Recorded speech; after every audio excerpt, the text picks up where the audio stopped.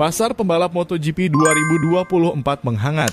Pasalnya setelah jeda pertengahan musim ini, akan ada pergerakan beberapa pembalap yang akan segera habis masa kontraknya akhir tahun ini.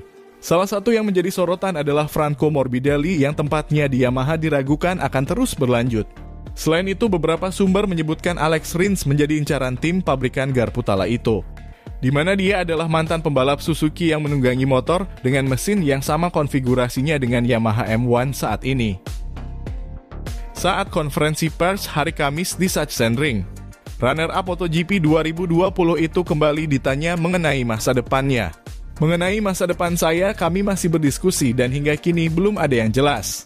Gianluca Falcioni dari VR46 mengurusnya dengan sangat baik, seperti yang selalu dilakukannya dalam karir saya. Kami telah bekerja bersama selama bertahun-tahun dan saya percaya penuh padanya dan VR46.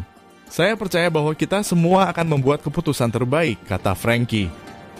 Saat ditanya apakah Yamaha masih menjadi prioritas Morbidelli, pembalap Italia itu setuju dengan hal itu.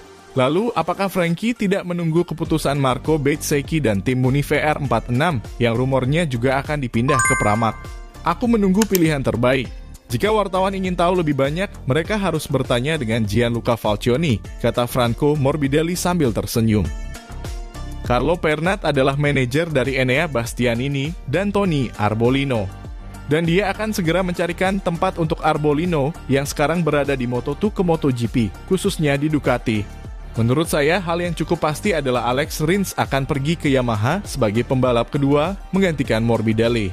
Atau setidaknya itulah yang saya pikirkan. Jelas bahwa semua kontrak untuk 2 tahun atau yang tidak akan berubah tahun depan adalah untuk tim pabrikan. Seperti yang akan terjadi dengan Quartararo, Marc Marquez, dan 4 pembalap Aprilia. Saya pikir semuanya akan tetap sama di Ducati. Bagnaia dan Bastianini pasti akan berada di tim pabrikan tahun depan. Ada kemungkinan Bezzecchi bisa pindah ke Pramac, tapi saya tidak percaya, meskipun kita tahu semua bisa terjadi. Bezzecchi punya timnya sendiri, VR46 dan Matteo Flamigni. Mereka akan berikan dia motor pabrikan, karena Marco pantas mendapatkannya dan itu akan sama saja. Saya akan membiarkan semua apa adanya, dan jelas bahwa pada saat itu tim Grace ini akan memiliki motor yang menurut pendapat saya dapat bersaing dengan Franco Morbidelli dan Tony Arbolino. Semuanya sudah selesai dan saya rasa itu tidak bisa berubah. Jika Grace ini akan menduetkan Morbidelli dan Tony, maka Alex Marquez kemana? Apakah dia akan kembali ke LCR lagi? Awal musim ini saat Alex Marquez ditanya apakah dia melihat musim 2023 ini sebagai tahun adaptasi atau apakah dia akan langsung menyerang. Dalam tanggapannya, Marquez menegaskan bahwa dia tidak bisa menjalani masa adaptasi. Apalagi kontraknya hanya berlaku untuk musim ini saja. Tidak. Pada akhirnya saya memiliki kontrak 1 tahun dan saya harus memberikan segalanya dari balapan pertama. Saya harus mendapatkan hasil terbaik saat kejuaraan dunia MotoGP dimulai dari Portugal. Saya ingin fokus bekerja dari balapan ke balapan dan tanpa terlalu memikirkan masa depan. Kalau Alex Rins ke Yamaha, maka kursi di Honda dari tim LCR akan kosong. Apakah Pernat akan membawa Tony ke sana jika Grace ini tetap memakai Alex Marquez yang punya sponsor kuat? Carlo Pernat berujar, bahkan saya tidak memikirkan untuk pergi ke Honda, saya ingin memulainya dengan cara lain. Bagaimanapun semuanya akan diputuskan dalam waktu 2 minggu. Saya yakin itu, katanya. Hal ini membuktikan bahwa motor Ducati tetap menjadi incaran pembalap meskipun sebagai tim satelit.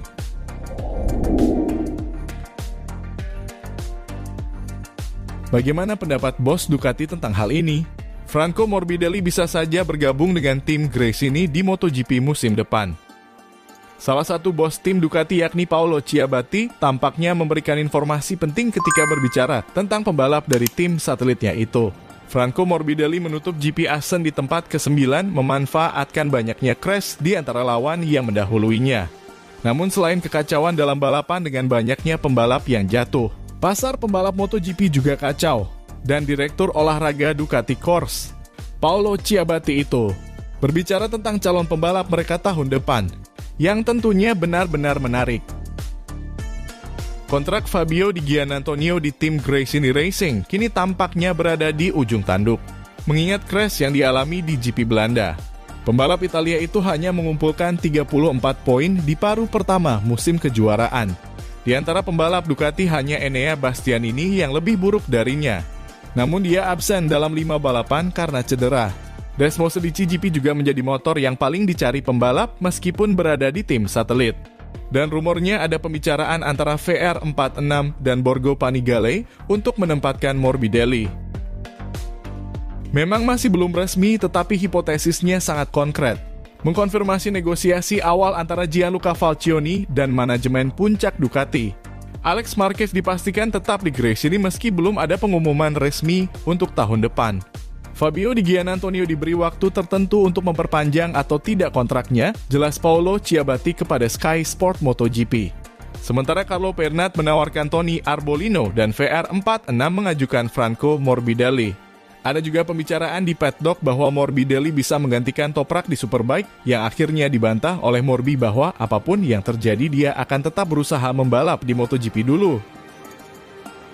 Namun di kubu VR46, fokus mereka saat ini adalah ingin memastikan Marco Bezzecchi memakai motor spek resmi.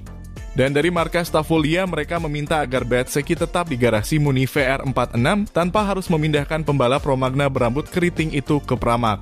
Bezzecchi pantas mendapatkan motor spek resmi, kami harus memahami bagaimana hal itu dapat diatur pada tahun 2024. Mengingat hanya akan ada 4 motor spek resmi. Apakah Alex Rins mau meninggalkan tim satelit Honda LCR ke tim pabrikan Yamaha?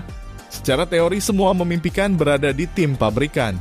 Namun kondisi Yamaha tidaklah seperti Suzuki dalam hal performa motor, paling tidak tahun ini.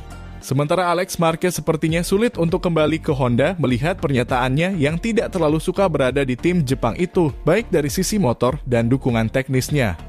Bahkan bisa saja posisinya di Gresini masih kuat jika sponsor yang membawanya ke tim masih mendukung penuh. Mengingat tahun lalu dia mengalahkan Miguel Oliveira saat berebut kursi. Di mana akhirnya Oliveira tersingkir dan kini berada di tim RNF Aprilia. Namun semua hal bisa saja terjadi di MotoGP. Hal yang sebelumnya tidak mungkin menjadi mungkin. Kita tunggu saja bagaimana perkembangan pasar pembalap untuk musim depan berkembang. Karena harus segera diputuskan pertengahan musim ini.